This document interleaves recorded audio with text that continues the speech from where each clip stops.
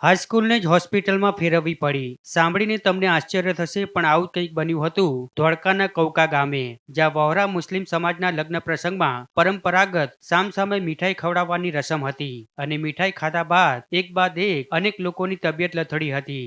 મીઠાઈ ખાધા બાદ લોકોને ઉલટી અને ઉબકા આવવા લાગ્યા હતા. આમ લગ્ન પ્રસંગમાં પીરસાયેલી મીઠાઈ ખાવાથી અચાનક લોકોની તબિયત લથડતા સમગ્ર પંથકમાં દોડધામ મચી ગઈ હતી અને જોત જોતામાં બીમાર લોકોનો આંકડો 50ને પાર કરી ગયો હતો.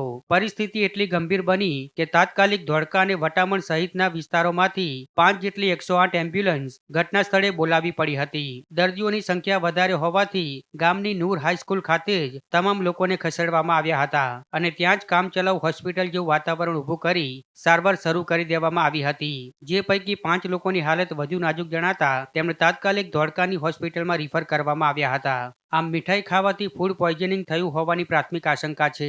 ત્યારે ફૂડ એન્ડ ડ્રગ્સ વિભાગ દ્વારા ખાણીપીણીના નમૂના લેવાની તજવીજ હાથ ધરવામાં આવી છે. હાલ તમામ દર્દીઓની તબિયત સ્થિર હોવાનું જાણવા મળી રહ્યું છે.